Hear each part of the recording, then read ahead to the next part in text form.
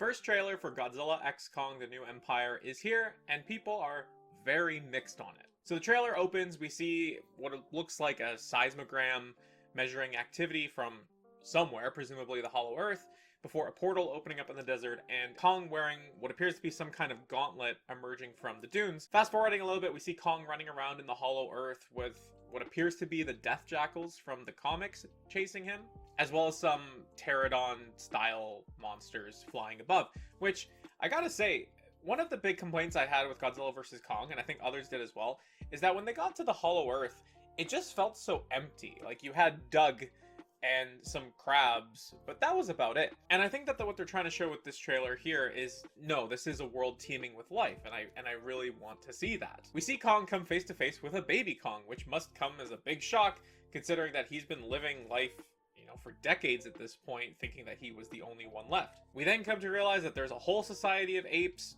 I guess deeper within the Hollow Earth, which seem to be led by the main antagonist of the film, which I don't know if it's been officially revealed, but it appears that his name is the Scar King. And I gotta say, I didn't expect when the poster came out for him to be bald, but here we are. And the Scar King appears to be quite old. In addition to being bald, he looks visibly kind of worn out. But, presumably he's not going to be worn out. He's going to be quite strong to take on both Godzilla and Kong at the same time. I want to see more of the Scar King before I make my judgments, because I have a feeling that what they're trying to go for is like old man Kratos. But I've seen people make the comparison that he looks like Willy from The Simpsons, and now I can't unsee that, unfortunately. And I gotta say, his roar is kind of underwhelming. But that impression might change once we see him in action, which you will notice there is a distinct lack of in this trailer. And I think that's a bold marketing strategy to not put any real fights into this first trailer, because for the Godzilla vs. Kong trailer, I thought as though, or at least the impression I was getting, was that the scene where Kong punches Godzilla and the Godzilla visibly gets knocked back, I feel as though that was the punch heard around the world. People who don't care about kaiju movies or care about the Monsterverse, they saw two cinematic idols on screen and one punches the other in the face, and that was the thing that got people to show up to the movie. So to show no monster fights in this trailer is certainly an interesting choice to make, and I'm very curious to see what happens. But it appears as though the movie is going to follow the plotline of Kong trying to take down the Scar King, who seems to have enslaved the rest of Kong's people. And it makes me really curious, why enslave all of Kong's species?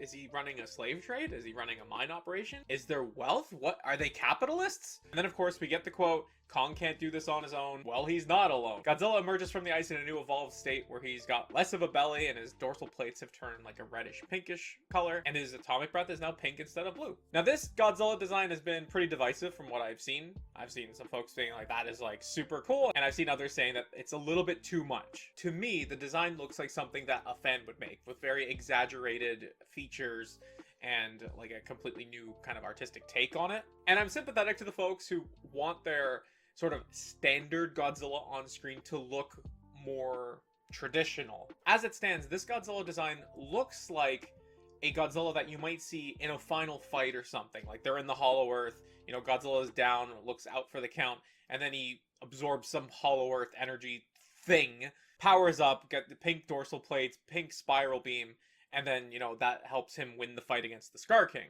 before returning to normal, so something that we're more familiar with. And yeah, I probably would have preferred something more like that, an evolved, traditional-looking Godzilla. Traditional being a relative term.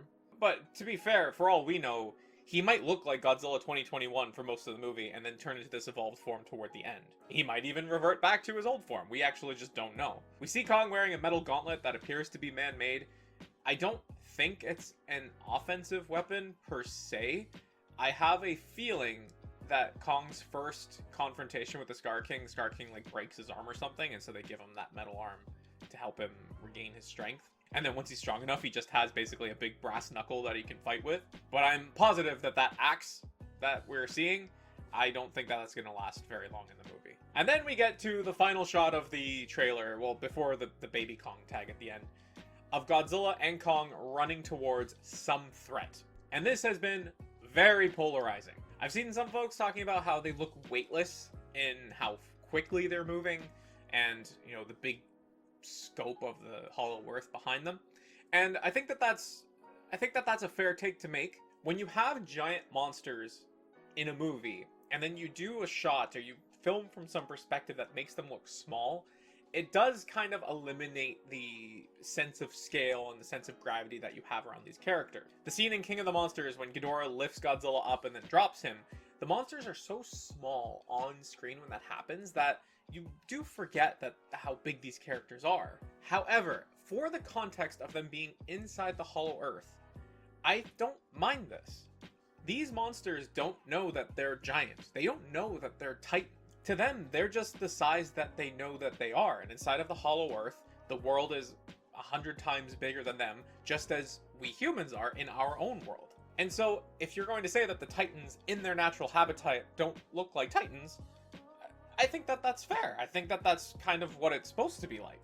If we're going to have a movie that explores the Hollow Earth and explores these characters in their sort of natural habitat, then they're going to look natural. They're not going to look monstrous and looming. Until you get humans into the perspective, then yes, they're going to look quite large. The other issue people are taking with this trailer, or this shot of the trailer, is that Godzilla's running and he looks kind of weird. Godzilla has run in many movies, mostly the Showa, not in the Heisei at all, I don't think. And so, it doesn't really bother me. I saw some folks saying, oh, like, this is just gonna be like an Avengers team-up.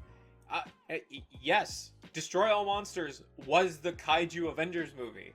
This is the new Kaiju Avengers movie in 2024. Like, yes. And the running might look strange. It might look out of character. But maybe that's because they're running towards something that we've never seen before. A threat that is so dangerous that it takes two of them to take it down. So two things that I don't think people have been talking about too much. The first one is that Kong's species is alive and well. And we've never seen this in a Kong movie before, as far as I'm aware. King Kong living amongst a society of his own species. As far as I'm aware, we've never seen that before on film. And I think that the potential for this is so massive. If this movie ends with him defeating Scar King with Godzilla's help, and him claiming the throne and being, you know, a benevolent ruler among his people, he earns the title King Kong without Universal coming after them. I think that could be really interesting to see because we've never seen it before. So the second thing that I don't see too many folks talking about is that seismograph. I'm not sure what the seismograph is recording, but to show the seismograph continue to read once we've seen the Scar King, once we've seen what we believe is being recorded, it makes me think that there's something else in the movie that they're keeping from us. I'm going to keep an open mind going into this movie. I really like Godzilla vs. Kong. I do think that this trailer following immediately on the footsteps of Godzilla Minus One is not doing it any favors. But I do truly believe that the Hollywood MonsterVerse films need to be big, fun action flicks first and foremost. Avenues like Monarch Legacy of Monsters, that's where you can get your more serious, intimate character pieces in like a more atmospheric MonsterVerse story. But this movie needs to be one where people show up, they buy some popcorn, they turn their brains off for 2 hours, and they just have fun. So what did you think of the trailer for Godzilla x Kong: The New Empire? Let me know down below. Thank you so much for watching, and I'll talk to you again soon.